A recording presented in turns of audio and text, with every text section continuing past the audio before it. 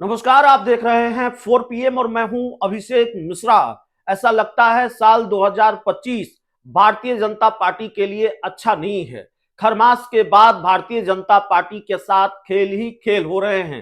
छोड़ दीजिए जीतन राम मांझी के बयान को और छोड़ दीजिए बाकी घटनाक्रमों को, छोड़ दीजिए चिराग पासवान को।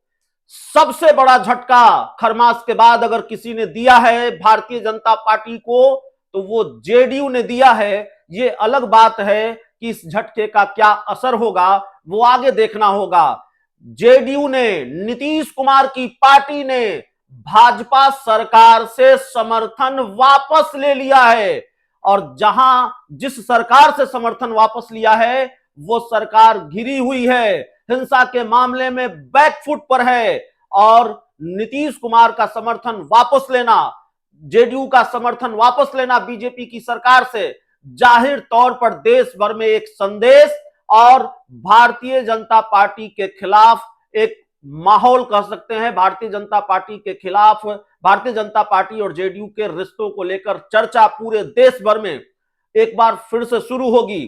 खरमास को लेकर यह बात कही जा रही थी कि नीतीश कुमार खेल करेंगे, नीतीश कुमार भारतीय जनता पार्टी से अलग हो सकते हैं, नीतीश कुमार भाजपा का साथ छोड़ सकते हैं, नीतीश कुमार एक बार फिर इंडिया गठबंधन के साथ जा सकते हैं। नीतीश कुमार खरमास के तुरंत बाद तो इंडिया गठबंधन के साथ नहीं गए हैं, लेकिन आज जो फैसला नीतीश कुमार की पार्टी ने लिया है उससे लेकर पटना, दिल्ली, मणिपुर हर जगह चर्चा है।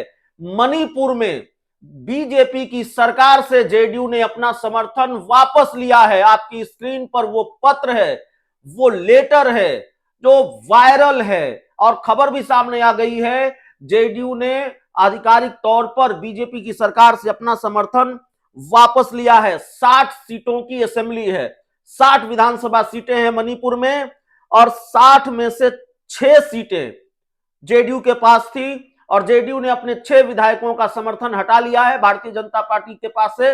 लेकिन जेडीयू के समर्थन वापसी से बीजेपी की सरकार पर कोई असर नहीं होगा क्योंकि बहुमत से ज्यादा 32 सीटें बीजेपी के पास है, तो बीजेपी को प्रचंड जनादेश है।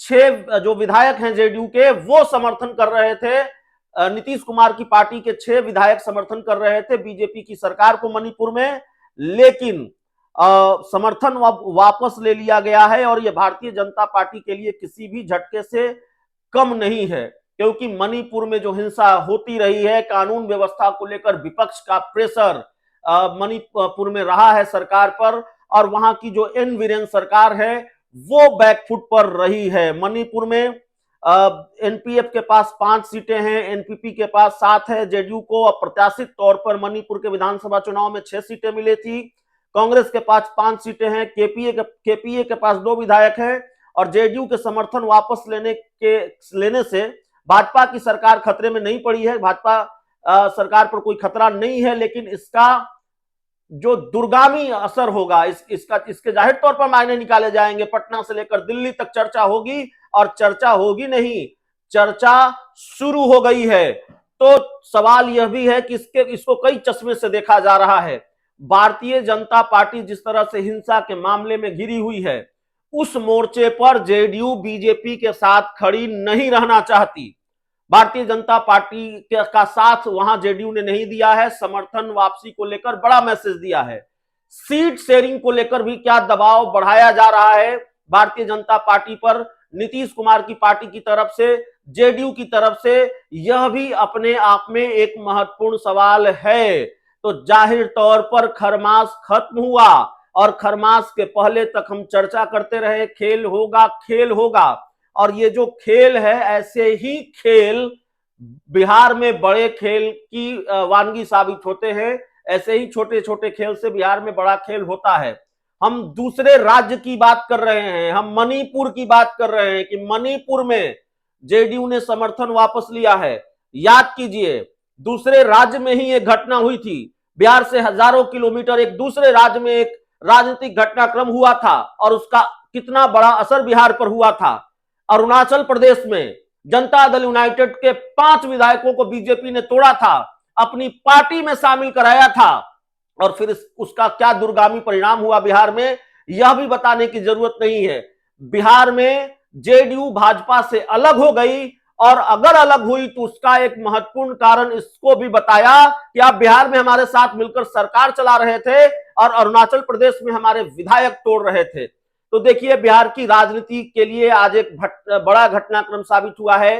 बिहार की सियासत का आज एक बड़ा घटनाक्रम है और जेडीयू ने भारतीय जनता पार्टी से समर्थन वापस लिया है। जेडीयू के 6 विधायक अब भारतीय जनता पार्टी के साथ नहीं हैं, भाजपा की सरकार को समर्थन नहीं कर रहे हैं। ऐसा होने से वहां भाजपा की सरकार तो नहीं गिर रही है, भाजपा की सरकार पर कोई संकट नहीं है। भारतीय जनता पार्टी को वहां प्रचंड जनादेश है और भी कई विधायकों का, दूसरी पार्टी के विधायकों का समर्थन जेडीयू, माफ कीजिएगा, बीजेपी सरकार को है।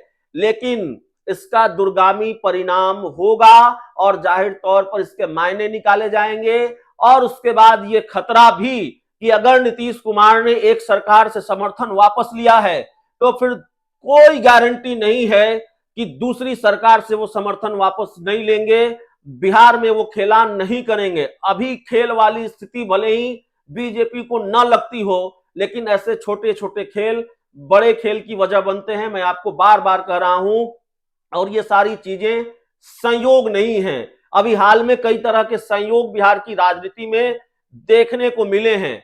हमने आपको बताया कि कैसे बीपीएससी अभ्यर्थियों के मामले में इंडिया गठबंधन के नेताओं का नीतीश कुमार को लेकर सॉफ्ट तेवर रहा, नरम तेवर रहा। बीपीएससी आंदोलन को लेकर प्रियंका गांधी का ट्वीट, अरविंद केजरीवाल का ट्वीट, मल्लिका अर्जुन खड़गे का ट्वीट, नीतीश कुमार को क्लीन चिट, कहीं भी नीतीश कुमार का नाम नहीं, और सारा ठीकरा भारतीय जनता पार्टी के सर पर कि जहां बीजेपी की सरकारें होती हैं वहां ऐसा ही होता है। नीतीश कुमार दिल्ली गए तो बीजेपी के नेताओं से नहीं मिले, प्रधानमंत्री नरेंद्र मोदी से कोई मुलाकात नहीं, देश के गृह मंत्री अमित शाह से कोई मुलाकात नहीं, यहां तक कि जेपी नड्डा से कोई मुलाकात नहीं। और नीतीश कुमार तय वक्त के पहले, मुकर्रर वक्त के पहले वो बिहार लौट आते हैं और ये खबर भी आ जाती है कि बीजेपी के नेताओं से मुलाकात तो नहीं हुई है, लेकिन इंडिया गठबंधन के नेताओं से मुलाकात हुई है।